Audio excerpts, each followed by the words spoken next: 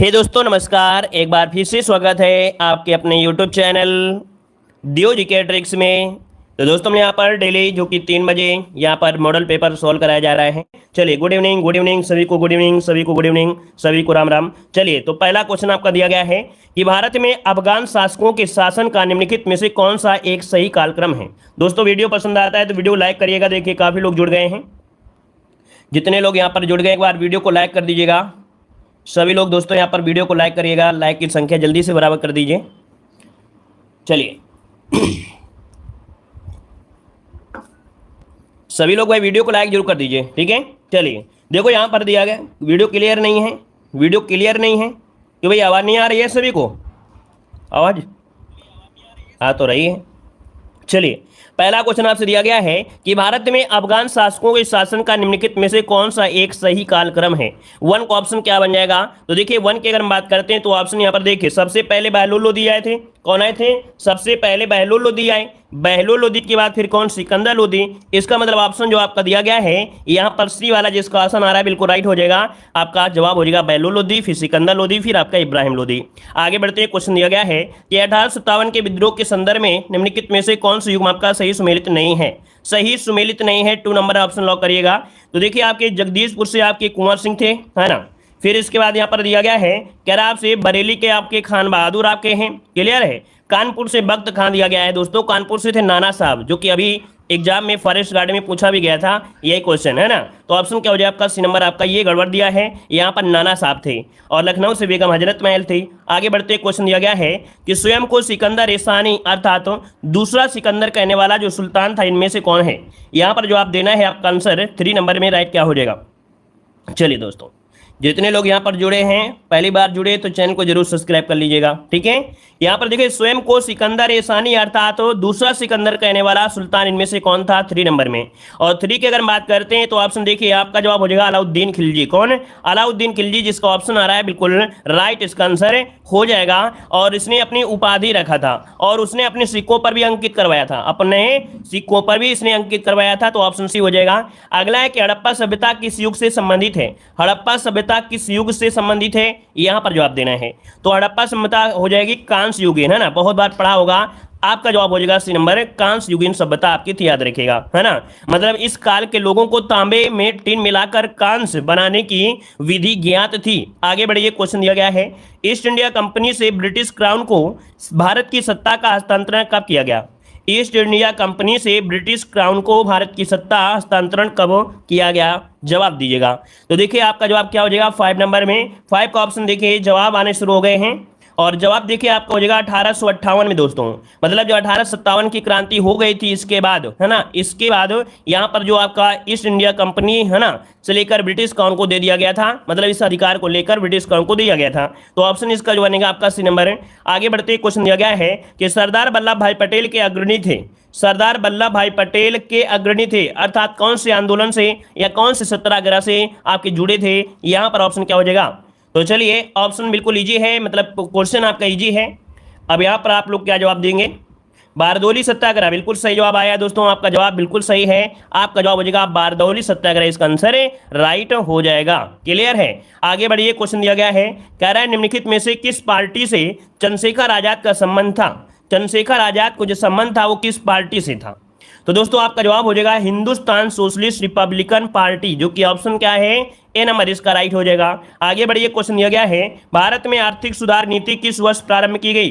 भारत में आर्थिक सुधार नीति किस वर्ष प्रारंभ की गई? क्वेश्चन जवाब दीजिए। 8 नंबर का ऑप्शन क्या बनेगा? कई बार पढ़ाया, देखो दोस्तों इसको हमने अभी पढ़ाया था, लेखपाल में पढ़ाया था कि जो आपकी भारत में आर्थिक सुधार नीति आपकी प्रारंभ की गई थी, ये की गई थी आपकी 1991 में दोस्तों। कब? 1991, जिसको ऑप्शन आ रहा है राइट हो जाएगा आपका सी नंबर। और अगला क्वेश्चन आपसे दिया है कि वर्ष 1918 में महात्मा गांधी सूती कपड़ा कारखाने के मजदूरों के बीच सत्याग्रह आंदोलन चलाने जा पहुंचे थे। तो यहाँ पर बताइएगा कि जो सत्याग्रह आंदोलन चलाने गए थे ये कहाँ पर गए थे दोस्तों? जवाब देना है 9 को ऑप्शन। दोस्तों जितने लोग यहाँ पर अभी जुड़े हैं या पहले जुड़े थे, वीडियो को लाइक नहीं किया है तो एक बार देख लीजिएगा। लाइक शेयर सभी लोग करिएगा, कम से कम एक दोस्तों को वीडियो को जरूर शेयर करें, ठीक है ना। और साथ में यहाँ पर चैनल को सब्सक्राइब करें। हमारे चैनल में हम आपको फ्री, मतलब आपको हर एक मॉडल पेपर आपको सिर्फ एक घर में लगाने के लिए, घर में जब आप रहते हैं फ्री, तब आपको एक मॉडल पेपर कोई ले लेना है, बस उसी को आपको पढ़ना है, एक किताब ले लेना है, उसी को पढ़ना है। इसके बाद आप अपनी टेंशन हम पर छोड़ दीजिए, क्योंकि आपकी टेंशन हमारी टेंशन है। जब अच्छा पेपर आएगा तो हमें खुशी मिलती है ना। जब आप लोग कहते हैं सर आपके द्वारा पढ़ाया हुआ क्वेश्चन हमको मिला है, तो हमें बड़ी खुशी होती है। इसलिए हम अपनी मेहनत से जान लगाकर मेहनत करते हैं आप लोगों के लिए, ठीक है ना। तो आपसे ज़्यादा खुशी हमें होती है दोस्तों। तो देखो यहाँ पर देखिए, आपका जवाब क्या हो जाएगा, 1918 में महात्मा गांधी सूती कपड़ा कारखाने के मजदूरों के बीच, यहाँ पर ये आंदोलन कौन था। 9 का ऑप्शन लगभग सभी का सही है, अहमदाबाद मिल आंदोलन आपका था। ऑप्शन बनेगा क्या, यहाँ पर डी नंबर राइट हो जाएगा। क्लियर है। अच्छा, क्वेश्चन कभी कभी ये पूछ लेता है कि बताइएगा कि गांधी जी ने पहली बार भूख हड़ताल कब की थी। तो गांधी जी द्वारा भारत में पहली बार भूख हड़ताल यहीं पर की गई थी, अहमदाबाद मिल वाले में। ऑप्शन डी हो जाएगा। अगला क्वेश्चन दिया गया है, गदर पार्टी के संस्थापक कौन थे। गदर पार्टी के संस्थापक पूछा गया 10 नंबर में। और 10 को जो ऑप्शन है दोस्तों याद रखिए, कैप्टन सोहन सिंह जो आपके हाकना है ना। ऑप्शन इसका बनेगा यहाँ पर बी नंबर, ठीक है। अगला बताइएगा, कह रहे अपसौर तथा सूर्योच्च, अर्थात यहाँ पर कह सकते हैं सूर्य तथा पृथ्वी के मध्य अधिकतम दूरी की स्थिति कब होती है। चलिए बताइएगा, सूर्य और पृथ्वी की अधिकतम दूरी कब होती है। सर्दियों में होती है, गर्मियों में होती है, बताइए भाई। सर्दियों में होती है, गर्मियों में होती है। अब आपके सामने डेट दिया गया है और डेट को लॉक करिए कि जवाब क्या बनेगा। चलिए ऑप्शन आ रहा है 4 जुलाई को। 4 जुलाई को होती है क्या, गर्मी होती है। लेकिन याद रखिएगा, ये जो परिवर्तन है आपका बिल्कुल प्रकृति का परिवर्तन उल्टा है। मतलब जब क्या होता है कि गर्मी होती है तो इसका मतलब सूर्य बहुत दूर होता है, लेकिन ये स्थिति कब होती है, 4 जुलाई को ही होती है। तो ऑप्शन बनेगा आपका यहाँ पर आपका बी नंबर। अगर पूछे कि सूर्य और पृथ्वी के मध्य जो न्यूनतम दूरी होती है, न्यूनतम दूरी कब होती है, तो आपकी 3 जनवरी को होती है। क्लियर है दोस्तों। चलिए बिल्कुल सही है। यहाँ पर आगे बढ़िए, क्वेश्चन दिया गया है, कह रहा है दक्षिण भारत का सर्वोच्च शिखर निम्नलिखित में से कौन सा है। दक्षिण भारत का सर्वोच्च शिखर पूछा गया है दोस्तों। यहाँ पर जो आंसर बनेगा राइट क्या हो जाएगा, 12 नंबर में। तो देखिए 12 की अगर बात करते हैं, यहाँ पर आपका हो जाएगा क्या, अन्नाईमुडी, जो कि ऑप्शन क्या है, बी नंबर आपका राइट हो जाएगा। अन्नामलाई पहाड़ी की सबसे ऊंची चोटी है, ऑप्शन बी हो जाएगा। आगे बढ़िए, क्वेश्चन दिया गया है कि सौर मंडल का सबसे अधिक गर्म ग्रह इनमें से कौन सा है। सौर मंडल का सबसे अधिक गर्म ग्रह पूछा गया है 13 नंबर में। तो जवाब क्या बनेगा दोस्तों। चलिए, ये सर्वाधिक गर्म ग्रह जो आपका है बताइएगा, बुध ग्रह है। तो बुध तो ऑप्शन में दिया ही नहीं है, तो आप सिंपल सी बात है, अब आपको सोचना समझना नहीं है, सीधा आपको आंसर लॉक कर देना है क्या, बी नंबर आपका शुक्र ग्रह। क्या हो जाएगा, यहाँ पर आपका शुक्र ग्रह इसका आंसर राइट हो जाएगा। अच्छा, इसका कारण भी हमने आपको बताया था कि यहाँ पर जो कार्बन है वो 90 से 95% आपको मिल जाता है, जिसकी वजह से कार्बन जो होता है उसके कारण से तापमान अधिक हो जाता है, क्योंकि ये अवशोषित कर लेता है जो कार्बन। जैसे होता है ना कि जो काले कपड़े होते हैं वो क्या करते हैं, ऊष्मा को क्या कर देते हैं, सुचालक होते हैं, गर्मी ज्यादा होती है। उसी प्रकार से जब कार्बन होगा तो गर्मी तो आपकी होगी, ऑप्शन बी हो जाएगा। अगला, निम्नलिखित में से किस राज्य की सीमा म्यांमार से नहीं लगती है। Very very IMP question. अब याद रखिए, पूर्वोत्तर भारत के जितने भी राज्य हैं, आपको आज क्या करना है या अपनी कॉपी में क्या करना है, पूर्वोत्तर भाग के जो 7 सिस्टर के नाम से जाने जाते हैं, मतलब 7 राज्य जो आपके पूर्वोत्तर में है 7 सिस्टर के नाम से जाने जाते हैं, इनके बारे में गहनता से अध्ययन करना है कि अरुणाचल प्रदेश की सीमा कितने राज्यों से लगती है ना, म्यांमार की सीमा कहाँ से लगती है, नेपाल की सीमा, असम की, है ना, मणिपुर की, इनके बारे में गहनता से अध्ययन करिएगा, क्योंकि यहीं से क्वेश्चन एक बनेगा। गलतियां होने के चांस भी हो जाते हैं, लेकिन अगर थोड़ा एक बार पढ़ोगे आसानी से आपका 1 नंबर मिल जाएगा, और ये जीवन भर के लिए होगा। ऐसा नहीं कि सिर्फ इसी एग्जाम के लिए, और भी कोई एग्जाम दोगे तो वहां पर भी आपका ये काम करेगा, ठीक है ना। तो इसका जो आंसर आपका राइट होगा क्या हो जाएगा, म्यांमार से नहीं लगती है, ऑप्शन बनेगा आपका सी, ये मेघालय की सीमा। क्या, मेघालय की सीमा। अगला, पंपास घास के मैदान कहां पर हैं। पंपास जो आपके चारागाह हैं ये कहां पर हैं, पंपास, ऑप्शन ये दक्षिण अमेरिका में है दोस्तों। कहां पर हैं, आपके दक्षिण अमेरिका में, याद रखिए दक्षिण अमेरिका में है। और आगे बढ़ते हैं, क्वेश्चन दिया गया है कि 20 सूत्री गरीबी उन्मूलन कार्यक्रम किस पंचवर्षीय योजना के दौरान शुरू किया गया था। चलिए, 20 सूत्री गरीबी उन्मूलन कार्यक्रम किस पंचवर्षीय योजना के दौरान शुरू किया गया। 16 नंबर में देखिए ऑप्शन हो जाएगा सी नंबर, 5वीं योजना में। कब शुरू किया गया था, 5वीं योजना में शुरू किया गया था। 74 से 79 के बीच ये शुरुआत आपकी हुई थी। और राष्ट्रीय न्यूनतम आवश्यकता कार्यक्रम भी, मतलब काम के बदले अनाज, ये चलाए गए थे। और आगे बढ़ते हैं, क्वेश्चन दिया गया है, निम्नलिखित में से कौन सा कथन सत्य दिया गया है। कौन सा कथन सत्य दिया गया है, और इसमें से देखो इस प्रकार के पॉइंट आपको दिए गए हैं। कह रहा है कि मुद्रा संकुचन के समय मुद्रा का मूल्य बढ़ता है और वस्तुओं का मूल्य गिरने लगता है। मुद्रा स्फीति के समय मुद्रा का मूल्य गिरता है और वस्तुओं का मूल्य बढ़ने लगता है। दोनों पॉइंट सही दिए गए हैं दोस्तों। यहां पर ऑप्शन आपका सी हो जाएगा, फर्स्ट और सेकंड दोनों ही पॉइंट आपके सही हैं। याद रखिए मुद्रास्फीति की परिभाषा लिखी है और ये मुद्रा संकुचन की परिभाषा लिखी है, दोनों के एक जगह नोट कर लीजिएगा ताकि कभी दिक्कत ना आए आपको। अगला क्वेश्चन दिया है कि भारत की राष्ट्रीय आय की गणना कौन करता है। यहाँ पर जवाब देना है दोस्तों। वीडियो को शेयर लाइक जरूर करते रहिएगा, जितने लोग यहाँ पर जुड़ते जा रहे हैं या ऑफलाइन वीडियो देखते हैं तो भी आप लोग सभी लोग शेयर लाइक जरूर करें। देखो यहाँ पर 18 नंबर की अगर हम बात कर ले तो ऑप्शन यहाँ पर क्या हो जाएगा, राष्ट्रीय आय की गणना यहाँ पर सीएसओ अर्थात केंद्रीय सांख्यिकी संगठन, जिसको ऑप्शन है यहाँ पर राइट आंसर हो जाएगा। मुख्यालय पूछे तो क्या हो जाएगा, मुख्यालय आपका दिल्ली में है दोस्तों। कहां पर है, मुख्यालय आपके दिल्ली में है। और याद रखिएगा कि 1951 में इसकी स्थापना की गई थी। आगे बढ़िएगा, कह रहे अर्थव्यवस्था में असली मुद्रा मूलधन किसके कारण बढ़ जाता है। बताइएगा, अर्थव्यवस्था में असली मुद्रा मूलधन किसके कारण बढ़ जाता है 19 नंबर में। तो ऑप्शन जो आपका याद रखिए, कीमतों में कमी। क्या, कीमतों में कमी। मतलब ये कह सकते हैं कि जब अर्थव्यवस्था में वस्तुओं की जो कीमत होती है कम होती है तब असली मुद्रा का मूल्य क्या होता है, बढ़ जाता है दोस्तों। इसका मतलब सिंपल भाषा में यही था, ठीक है, कि जब अर्थव्यवस्था में वस्तुओं की कीमत कम होती है तब असली मुद्रा का मूल्य क्या होता है, बढ़ जाता है। आगे बढ़िए, क्वेश्चन दिया गया है, निम्नलिखित में से कौन समवर्ती सूची का एक हिस्सा है। कौन समवर्ती सूची का एक हिस्सा है 20 नंबर में। और 20 की अगर हम बात करते हैं तो ऑप्शन क्या हो जाएगा, समवर्ती सूची में जो आपका दिवालियापन होता है और आपका क्या ऋण शोधन क्षमता, मतलब ऑप्शन जो बनेगा यहाँ पर 20 का ऑप्शन सी हो जाएगा, है ना। ये दीवाना वाला नहीं है भाई, दिवालीपन, ठीक है ना। यहाँ पर ऑप्शन क्या हो जाएगा, सी नंबर इसका राइट हो जाएगा। क्लियर है। और मतलब क्या होता है कि इनमें केंद्र सरकार और राज्य सरकार दोनों ही क्या करते हैं, नियम बना लेते हैं, ठीक है, दोनों ही नियम बना सकते हैं और मान्य होते हैं। आगे बढ़िए, क्वेश्चन दिया गया है, यहाँ पर दिया गया है भारतीय संविधान कह रहा है संविधान का निम्न अनुच्छेदों में से कौन एक उपबंधित करता है कि मत बराबर होने की दशा में लोकसभा के अध्यक्ष का मत निर्णायक होगा और वह उसका प्रयोग करेगा। मतलब ऐसी स्थिति आ गई है जब बराबर की स्थिति है, बराबर की स्थिति में बोलते हैं टाई की स्थिति, और जब टाई की स्थिति होती है तो निर्णायक मत कौन देता है, तो आपका अध्यक्ष देता है। तो ये आर्टिकल कौन सा है, ये आर्टिकल है क्वेश्चन नंबर 21 में। जवाब क्या हो जाएगा, ऑप्शन बनेगा सी नंबर है अनुच्छेद 100 दोस्तों। क्या 100, बिल्कुल सिंपल है, याद रखिएगा। 20 कर दीजिए 50 हो जाएगा, 20 हो गया, 50 कर दीजिए और एक निर्णायक मत हो जाएगा, बस वही इसकी जीत हो जाएगी, ठीक है। आगे बढ़िए, क्वेश्चन दिया गया है, कह रहा है राज्यपाल किसके प्रति उत्तरदायी होता है। बताइएगा,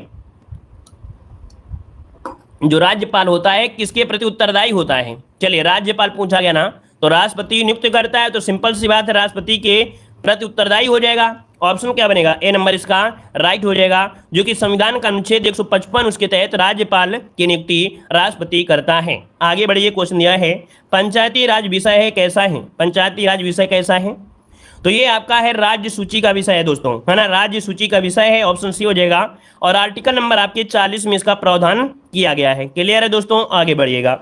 सर्वोच्च न्यायालय में सेवानिवृत्ति की आयु बताइए कितनी है। सर्वोच्च न्यायालय में सेवानिवृत्ति की आयु बताना है दोस्तों, यहाँ पर आंसर क्या हो जाएगा।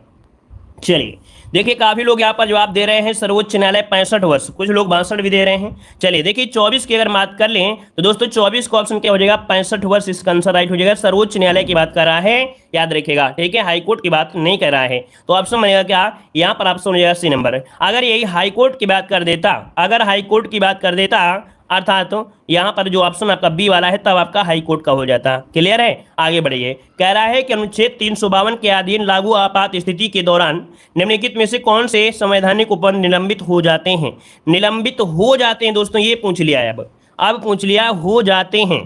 तो देखो यहाँ पर जो आपके मौलिक अधिकार है ना, मौलिक अधिकार हैं, ये क्या हो जाते हैं, निलंबित हो जाते हैं। लेकिन मौलिक अधिकार में जो आर्टिकल नंबर आपका 21 होता है कभी भी समाप्त नहीं होता है, और कभी कभी ऑप्शन के साथ साथ इसका जुड़वा भाई यहाँ पर 20 भी आपका आ जाता है। तो जब दोनों आ जाए तो अच्छी बात है, मतलब एक साथ आपका दिए है कि 20 और 21 तो सही है, लेकिन कभी कभी क्वेश्चन कंफ्यूज कर देता है कि इनमें से कह देगा आर्टिकल नंबर आपका 20 दे देगा, फिर 21 दे देगा, मतलब ये ऑप्शन ए दिया है, ये ऑप्शन बी दिया है, फिर ऑप्शन सी में आपका 23 होगा, फिर 24 होगा।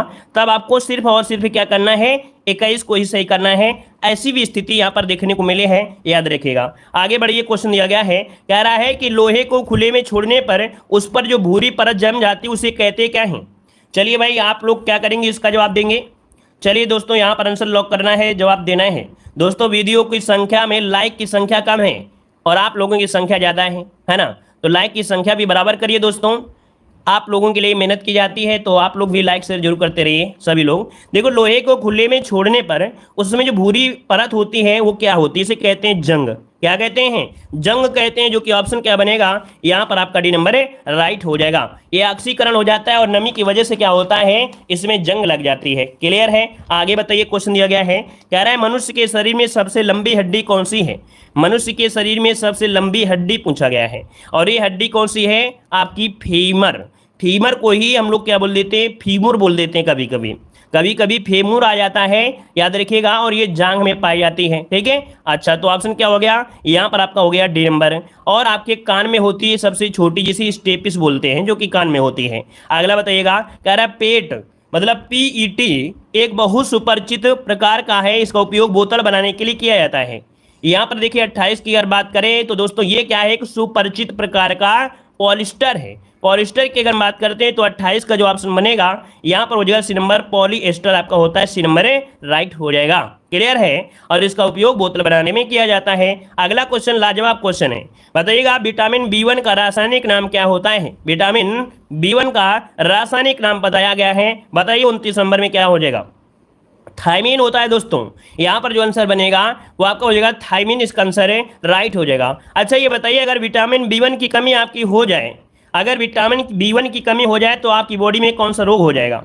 आपकी बॉडी में कौन सा रोग हो जाएगा दोस्तों? यहाँ पर जवाब दीजिए जल्दी से, कौन सा रोग हो जाएगा जल्दी से बताइए। मतलब विटामिन बी1 की कमी हो जाए तो होता है बेरी बेरी। क्या होता है? बेरी बेरी, बिल्कुल सही जवाब है। अगला बताइएगा, कह रहा आपसे कि कौन सी निष्क्रिय गैस वातावरण में सबसे अधिक मात्रा में मौजूद है? अब यहाँ पर देखो पूछा गया है सबसे अधिक मात्रा में मौजूद है, लेकिन क्या होता है, आप लोग जल्दीबाजी में क्वेश्चन को गलत भी कर सकते हैं। अब यहाँ पर 30 नंबर की अगर बात करें तो ऑप्शन क्या बनेगा? ऑप्शन यहाँ पर क्या हो जाएगा? ये आर्गन गैस दोस्तों आपकी जो है वो आपकी सबसे ज्यादा है ना। आर्गन गैस आपकी देखा जाए, ये जो आपकी कह सकते हैं निष्क्रिय गैसें होती हैं, तो इसकी मात्रा सबसे ज्यादा है। कितना है? तो याद रखिए 0.93% है। 0.93% आपकी है। अब यहाँ पर कहोगे सर जी इतनी कम? हाँ इतनी कम, क्योंकि नियान की और कम होती है। नियान जो आपकी है इसकी बहुत कम होती है। कितनी? 0.00, इसके बाद होता है 18। क्या होता है? 18 होता है। फिर इसके बाद यहाँ पर देख सकते हैं अदर जो होता है वो अलग हो जाएगा। अब यहाँ पर देखिए जो आपकी रेडान गैस होती है दोस्तों, क्या जो आपकी रेडान गैस होती है ये वायुमंडल में नहीं पाई जाती है। क्वेश्चन पूछेगा कि कौन सी अक्रिय गैस है जो वायुमंडल में नहीं पाई जाती है, तब आप क्या जवाब देंगे? तो दोस्तों ऐसी स्थिति में आपको बताना है कि जो आपकी रेडान गैस होती है ये वायुमंडल में नहीं पाई जाती है। दोस्तों याद रखिएगा, ये जब भूकंप आना होता है, भूकंप आना होता है उस एरिया में ऑटोमेटिक रेडान गैस उत्सर्जित होने लगती है। ठीक है ना, तब आपकी निकल के आती है। ऑप्शन बी हो जाएगा। और आगे बढ़ते हैं, क्वेश्चन दिया गया है, कह रहा है कुल का अर्थ वंश होता है, परंतु इसके समरूपी शब्द कुल का अर्थ क्या होता है? क्वेश्चन ये आपको हमेशा मिलता है, जवाब दीजिए क्या हो जाएगा।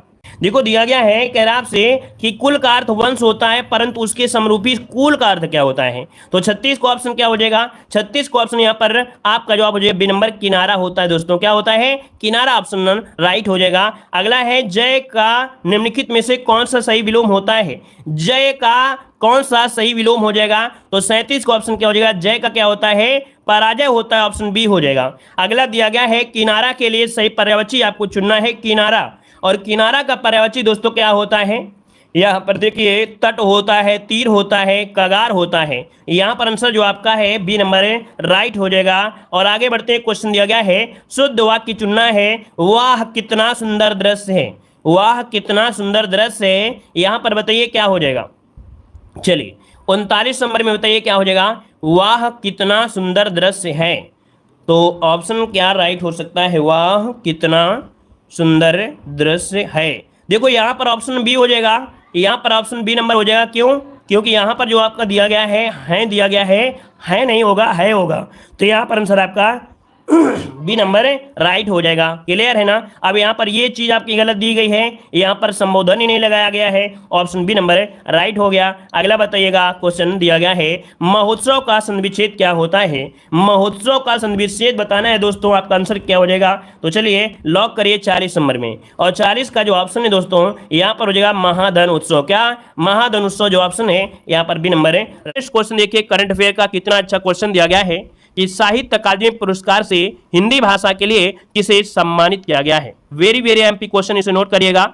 यहां पर जो आपका आंसर इनमें से क्या बन जाएगा, चलिए भाई यहां पर जो आपका आंसर है दोस्तों, इनमें से आपका राइट आंसर क्या हो जाएगा। राइट आंसर आपका बी बनेगा। बद्री नारायण को दोस्तों याद रखिएगा कि साहित्य अकादमी पुरस्कार हिंदी भाषा के लिए आपके बद्री नारायण को सम्मानित किया गया है। ऑप्शन आपका बी नंबर है राइट हो जाएगा। और इसके बाद आगे बढ़ते हैं, क्वेश्चन आपसे अगला पूछा गया है, कह रहा है दुर्लभ भारतीय भाषाओं की ऑनलाइन उपलब्धता सुनिश्चित करने हेतु किसे प्रोजेक्ट एलोरा की शुरुआत की है। किसके द्वारा प्रोजेक्ट एलोरा की शुरुआत की गई है। यहां पर आपका जो आंसर इनमें से क्या हो जाएगा। चलिए राइट आंसर की अगर बात करते हैं तो ऑप्शन बी हो जाएगा माइक्रोसॉफ्ट द्वारा। दोस्तों याद रखिएगा कि ऑनलाइन उपलब्धता सुनिश्चित करने हेतु किसके द्वारा प्रोजेक्ट एलोरा, तो आपके माइक्रोसॉफ्ट के द्वारा शुरू की गई है। ऑप्शन जो बनेगा आपका बी नंबर यहाँ पर राइट हो जाएगा। क्या हो जाएगा, बी नंबर आपका यहाँ पर आंसर है राइट हो जाएगा। और आगे बढ़िए, क्वेश्चन आपसे अगला पूछा गया है। यहाँ पर दोस्तों देख सकते हैं आर्टन कैपिटल द्वारा जारी पासपोर्ट इंडेक्स 2023 में शीर्ष पर जो आपका है कौन सा देश है। चलिए यहां पर जो आप बताना है शीर्ष पर जो आपका है इनमें से कौन हो जाएगा। यहां पर आपका राइट आंसर हो जाएगा संयुक्त अरब अमीरात। इसका जो आंसर आपका ये नंबर है यहां पर राइट हो जाएगा। दोस्तों याद रखिएगा, क्लियर है। आगे बढ़िए, क्वेश्चन आपसे अगला पूछा गया है। यहां पर दिया है ईरान में बर्ड फ्लू का मामला कहां दर्ज किया गया है। सॉरी, इंसान में दिया है, इंसान में बर्ड फ्लू का पहला मामला कहां पर दर्ज किया गया है। ऑप्शन राइट हो जाएगा आपका डी नंबर, चिली में किया गया है। कहां पर, चिली में किया गया है। यहाँ पर आंसर जो आपका है वो आपका डी नंबर है राइट हो जाएगा। आगे बढ़िए, क्वेश्चन आपसे अगला पूछा गया है, कह रहा है सूर्य से 33 बिलियन गुना बड़े विशाल ब्लैक होल की खोज किसने की है। ये सूर्य से 33 बिलियन गुना बड़ा विशाल ब्लैक होल है और खोज जो किया है वो किसने किया है। यहाँ पर आंसर जो आपका बनेगा दोस्तों याद रखिएगा डी नंबर, ए और बी अर्थात ब्रिटेन और जर्मनी। ऑप्शन डी नंबर इसका राइट हो जाएगा। आगे बढ़िए, क्वेश्चन आपसे अगला पूछा गया है, कह रहा आपसे कि यूरोपीय भौगोलिक संकेत जीआई किस भारतीय उत्पाद को प्रदान किया गया है। यहाँ पर आपका जो आंसर है दोस्तों राइट इनमें से क्या हो जाएगा। यहाँ पर जो आपका आंसर दोस्तों इनमें से क्या हो जाएगा, और ये आपका है आपका कांगड़ा चाय। क्या हो जाएगा यहाँ पर दोस्तों, यूरोपीय संघ ने, ठीक है, यूरोपीय संघ ने ये भारत की अनूठी कांगड़ा चाय है जो कि भौगोलिक संकेत आपका दिया गया है। तो ये कांगड़ा जिले हिमाचल प्रदेश में उगाई जाती है। ऑप्शन आपका बनेगा ए नंबर है राइट हो जाएगा। दोस्तों क्लियर है। ये 11 अप्रैल 2023 की जो आपकी नीति आपकी आई थी ये 1 अप्रैल को दिया गया था। आगे बढ़िए, क्वेश्चन आपसे अगला पूछा गया है, कह रहा है पद्मश्री रास्ता श्री प्रोजेक्ट कहाँ लॉन्च किया गया है। चलिए बताइएगा। यहाँ पर आपसे कह रहा है आपसे कि पथश्री रास्ता श्री प्रोजेक्ट को कहाँ लॉन्च किया गया है। यहाँ पर आंसर जो आपका बनेगा इनमें से क्या हो जाएगा, पथश्री रास्ता श्री प्रोजेक्ट ये आपके पश्चिम बंगाल में। ऑप्शन बनेगा आपका क्या, यहाँ पर आपका बनेगा आपका ए नंबर है राइट हो जाएगा। यहाँ पर आगे बढ़िए, क्वेश्चन आपसे अगला पूछा गया है कि झील विकास कार्यक्रम की शुरुआत कहां पर की गई है। बहुत ही अच्छे क्वेश्चन आपके हैं। यहाँ पर बताइएगा झील विकास कार्यक्रम की शुरुआत जो की गई है वो आपके कहां पर की गई है, तो आपकी तेलंगाना में की गई। इसका जो राइट आंसर है वो आपका डी नंबर है राइट हो जाएगा। दोस्तों यहाँ पर आगे बढ़िए, क्वेश्चन आपसे अगला पूछा गया है, कह रहा है नाटो का जो 31वां सदस्य बनाया गया है वो किसे बनाया गया है। देखिए ये क्वेश्चन आपका कई बार पूछा जा चुका है। यहाँ पर देखिए ऑप्शन में से क्या हो जाएगा, नाटो का 31वां सदस्य किसे बनाया गया है। तो राइट आंसर आपका हो जाएगा बी नंबर, फिनलैंड हो जाएगा। क्या हो जाएगा, फिनलैंड इसका आंसर है राइट हो जाएगा। दोस्तों यहां पर आपका जवाब हो जाएगा बी नंबर है राइट हो जाएगा। चलिए और दोस्तों एक क्वेश्चन और यहां से बनता है कि जो फिनलैंड है अब बाल्टिक सागर पर स्थित 7वां नाटो सदस्य देश बन गया है। मतलब बाल्टिक सागर में स्थित ये 7वां नाटो देश आपका है जो बाल्टिक सागर के देशों हैं। यहाँ पर अगला क्वेश्चन यहाँ पर दिया गया है कि WHO ने किसे मलेरिया मुक्त होने के लिए प्रमाणित किया है। मलेरिया मुक्त होने के लिए प्रमाणित इनमें से किया है, आपको बताना है। यहाँ पर आंसर क्या हो जाएगा, तो दोस्तों यहाँ पर डी हो जाएगा, ए और बी अर्थात आपके तजाकिस्तान और आपके कहाँ पर है तो आपके अजरबैजान। ऑप्शन आपका बनेगा डी नंबर हो जाएगा। आगे बढ़िए, क्वेश्चन आपसे अगला पूछा गया है, प्रति वर्ष विश्व दुग्ध दिवस किस तारीख को मनाया जाता है। 60 नंबर की बात करते हैं तो ऑप्शन हो जाएगा, याद रखिए क्या हो जाएगा दोस्तों। चलिए यहाँ पर जो आप देना है आपका आंसर में से राइट क्या हो जाएगा, प्रति वर्ष विश्व दुग्ध दिवस किस तारीख को मनाया जाता है।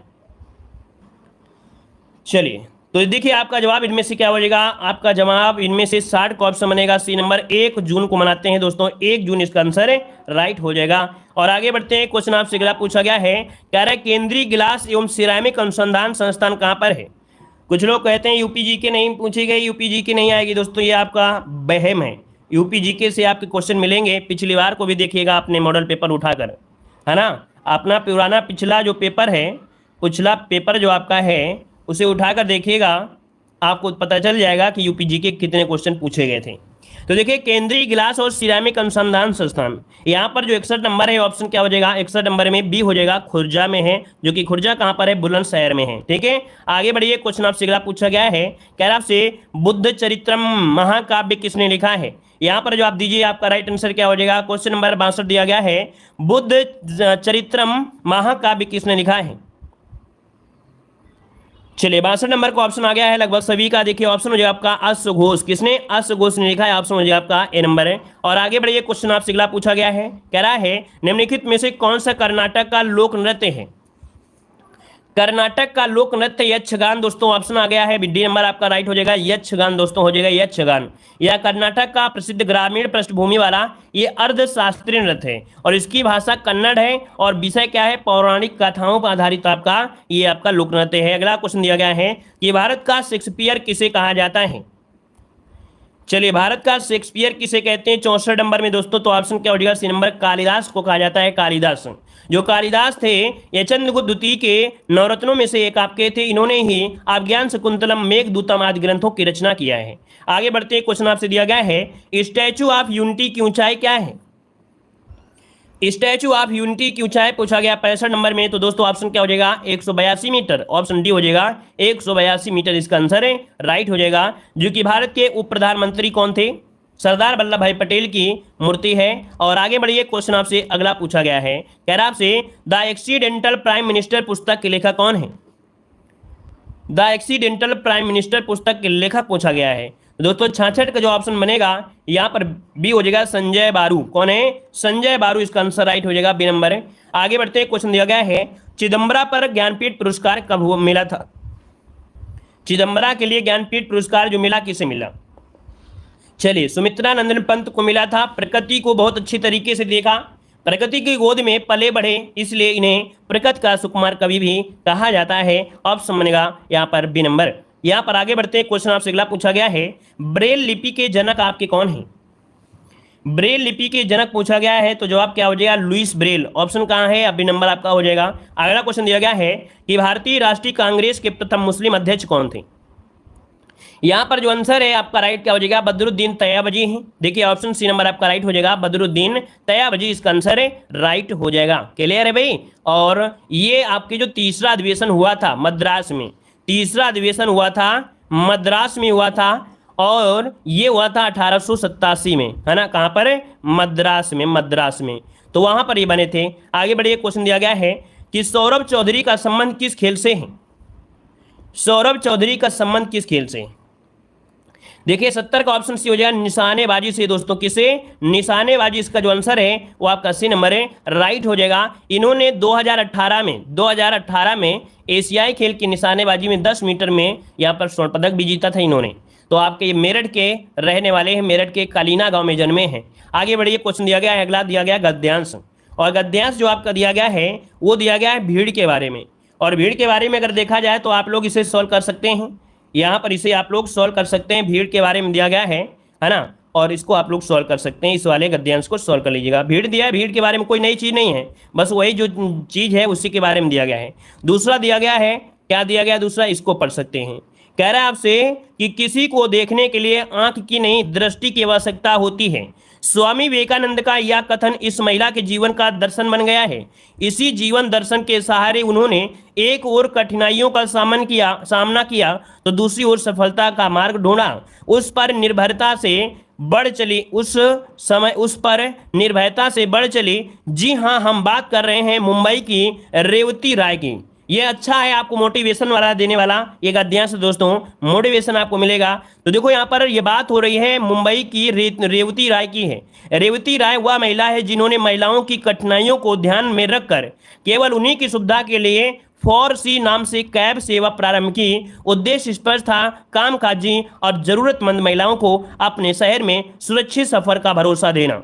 उस सेवा उन महिलाओं के लिए वरदान साबित हुई जिन्होंने महानगरों में मुंह बाएं बैठे अपराधी तत्वों या परपीड़ा में आनंद लेने वालों से प्रायः रोज की जूझना पड़ता था। खतरों और आकांक्षाओं में भरी जो सड़क परिवहन में जिंदगी कदम रखने का निर्णय लेना रेवती के लिए सरल नहीं था, लेकिन कभी कभी व्यवस्था भी प्रेरणा देती है। ऐसे ही अवसरों पर आंख नहीं दृष्टि वाला दर्शन प्रेरक होता है। गंभीर बीमारी से जूझ रहे पति के इलाज में सारी जमा पूंजी चुका जाने के बाद रेवती को अपने अस्तित्व के लिए कुछ ना कुछ करना था, सो उन्होंने एकदम नया रास्ता चुना, कैब, और कैब के द्वारा महिलाओं को सुरक्षित यात्रा का आश्वासन दिया। अब यहाँ पर सवाल करना है, क्वेश्चन कह रहे कौन सा विकल्प गद्यांश के मुख्य भाव को सबसे निकट आपका है? बताइएगा कौन सा विकल्प गद्यांश के मुख्य भाव के सबसे निकट है। चलिए यहाँ पर जवाब दीजिए। 76 नंबर में आपका जवाब क्या होगा? पढ़ा है तो जवाब दीजिए। चलिए, बहुत लोग तो गद्यांश को इतना सीरियस पढ़ते हैं, जैसे कि बिल्कुल सही बात है, सीरियस से पढ़ना चाहिए, लेकिन कुछ लोग तो मौज मस्ती में पढ़ लेते हैं। चलिए देखिए भाई, 76 की अगर बात करें तो ऑप्शन हो जाएगा डी। यहाँ पर दिया गया हिम्मत करे इंसान तो क्या काम मुश्किल। याद रखिएगा कि हिम्मत करे इंसान तो क्या काम मुश्किल। यहाँ पर जो आंसर है आपका डी नंबर। खतरा तो कोई दिया ही नहीं गया था, खतरा शब्द आपको दिया नहीं गया है, यहाँ पर दिया गया था अपनी हिम्मत से। तो हिम्मत करे इंसान तो क्या काम मुश्किल है। अगला क्वेश्चन दिया गया था कि किस शब्द में उपसर्ग और प्रत्यय दोनों हैं। बताइए कौन सा शब्द है जिसमें उपसर्ग और प्रत्यय दोनों हैं? यहाँ पर 77 में। तो चलिए 77 की अगर हम बात करें तो ऑप्शन क्या हो सकता है? सफलता। देखिए ऑप्शन आपका भी हो जाएगा सफलता। अब यहाँ पर देखो जो आपका सा दिया गया है ये आपका उपसर्ग है ना। फल जो आपका दिया है इसका मूल शब्द है, और ता जो दिया गया वो प्रत्यय दिया गया है। ये क्वेश्चन पूछा जा सकता है, ये मॉडल पेपर पूछा जा सकता है, सेम टू सेम पूछा जा सकता है, इसीलिए हम सॉल्व करा रहे हैं। अगला है पर पीड़ा शब्द का गद्यांश में प्रयोग के अनुसार अर्थ क्या होता है? पर पीड़ा, और पर पीड़ा मतलब दोस्तों होता है क्या? दूसरों की पीड़ा। क्या? पर मतलब दूसरों की पीड़ा। तो 70 का ऑप्शन क्या, 78 का ऑप्शन क्या बनेगा? 70 ऑप्शन हो जाएगा आपका सी नंबर, दूसरों की पीड़ा। आगे बढ़िए, क्वेश्चन दिया गया है कि गद्यांश के प्रारंभ में उद्धृत कथन किसके जीवन का दर्शन है? यहाँ पर 79 का जो ऑप्शन है भाई, तो ये रेवती राय के बारे में दिया गया था। अगला क्वेश्चन दिया गया है रेवती राय की कैब सेवा मूलतः किसके लिए थी? जो कैब सेवा थी ये किसके लिए थी दोस्तों? यहाँ पर आंसर लॉक करना है 80 के ऑप्शन में से। राइट क्या हो जाएगा 80 नंबर में? तो दोस्तों 80 का ऑप्शन हो जाएगा कामकाजी महिलाओं के लिए था।